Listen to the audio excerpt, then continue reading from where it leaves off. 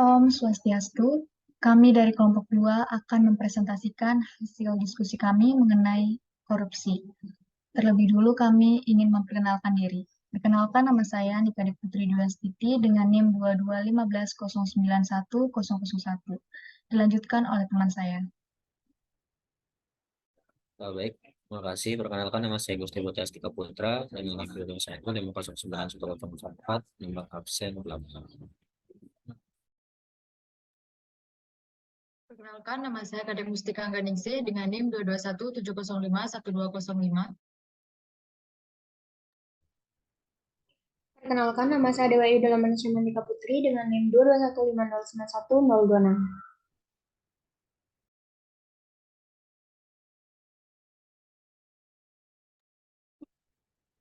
Ada beberapa poin yang ingin kami bahas. Yang pertama ada pengertian korupsi, yang kedua ada jenis-jenis korupsi, yang ketiga ada faktor-faktor penyebab korupsi, yang keempat ada dampak korupsi, yang kelima ada cara mengatasi korupsi, dan yang terakhir ada kesimpulan.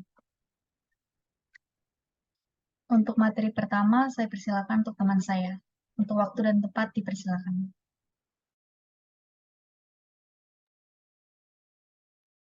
Baik, terima kasih atas waktunya.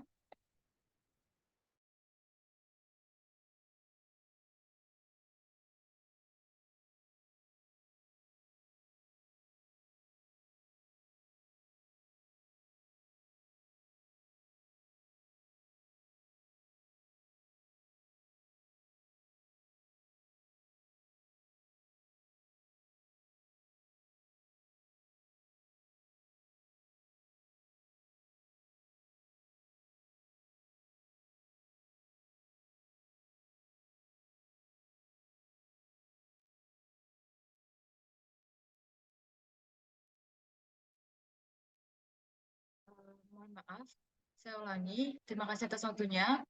Di sini saya akan menjelaskan mengenai materi pengertian korupsi. Korupsi adalah salah satu tindak pidana jika yang dilakukan oleh seseorang. Tindak pidana korupsi ini sendiri merupakan kegiatan yang dilakukan untuk memperkaya diri sendiri atau kelompok, di mana kegiatan tersebut sangat merugikan bagi bangsa dan negara serta melanggar hukum yang berlaku. Baik, sekian yang bisa saya sampaikan. Untuk materi selanjutnya akan dijelaskan oleh rekan saya.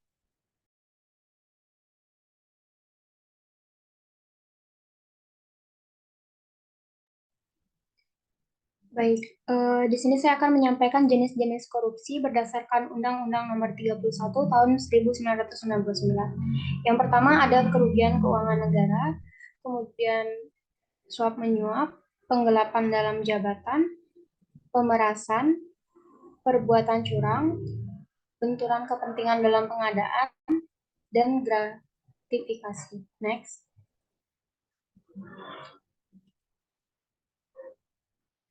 Adapun jenis-jenis korupsi berdasarkan nominal.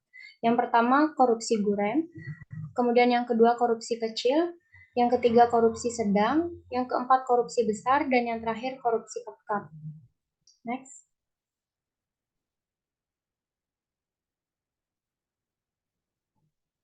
Nah, adapun faktor-faktor penyebab korupsi. Faktor-faktor penyebab korupsi dibagi menjadi dua, yaitu faktor internal, di mana pada faktor internal terdapat berdasarkan aspek perilaku individu seperti sifat tamak atau rakus, kemudian moral yang kurang kuat, kemudian gaya hidup yang konsumtif. Kemudian berdasarkan aspek sosial bisa menyebabkan seseorang melakukan tindakan korupsi. Nah, berdasarkan faktor eksternal terdapat beberapa aspek seperti aspek sikap masyarakat terhadap korupsi, kemudian aspek ekonomi, kemudian aspek politis, kemudian aspek organisasi, yang dimana penyebab korupsi bisa terjadi karena beberapa hal seperti kurang adanya keteladanan kepemimpinan, tidak adanya kultur organisasi yang benar, kurang memadainya sistem akuntabilitas yang benar, serta kelemahan sistem pengendalian manajemen dan lemahnya pengawasan. Next.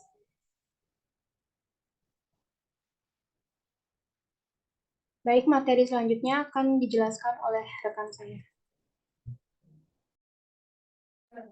Baik, terima kasih atas waktu yang diberikan kepada saya.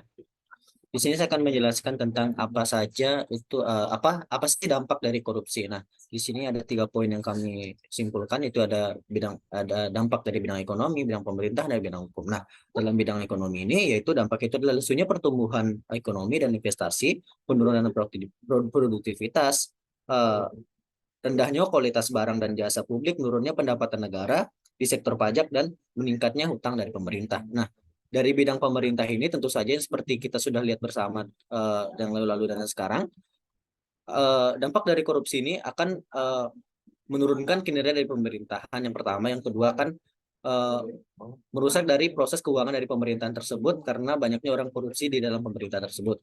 Yang ketiga adalah pada bidang hukum, jika dampak dari bidang hukum adalah melemahnya suatu hukum dari pemerintahan Indonesia jika korupsi ini sering dilakukan.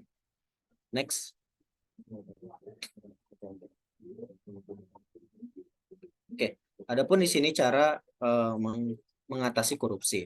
Nah, cara mengatasi korupsi ini ada beberapa strategi. Yang pertama itu strategi preventif, yang kedua adalah strategi detektif, yang ketiga adalah strategi resesif. Nah, strategi preventif ini merupakan suatu cara, yaitu dengan menghilangkan atau meminimalkan faktor penyebab atau faktor peluang yang terjadinya korupsi. Yang kedua adalah strategi detektif, yaitu adalah suatu cara mengatasi korupsi dengan cara diarahkan untuk mengidentifikasi terjadinya perbuatan korupsi. Strategi represif itu adalah cara untuk mengatasi korupsi yang diarahkan untuk menangani atau memproses perbuatan korupsi sesuai dengan peraturan perundang-undangan yang berlaku. Next.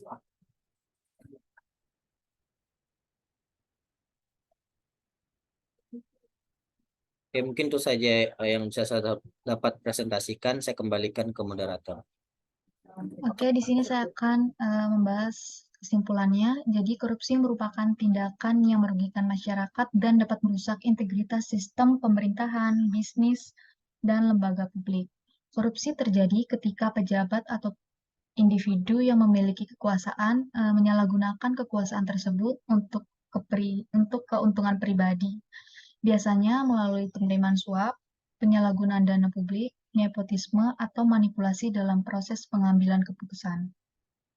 Jadi upaya untuk mengatasi korupsi itu yang pertama kita melakukan penerapan hukum yang sangat ketat, kemudian melakukan penegakan hukum yang sangat tegas, transparansi dalam proses pengambilan keputusan, dan partisipasi aktif masyarakat dalam mengawasi tindakan pemerintah dan lembaga publik.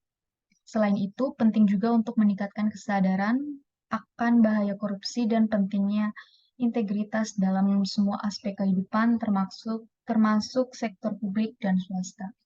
Sekian presentasi dari kelompok kami. Saya tutup dengan Paramasanti.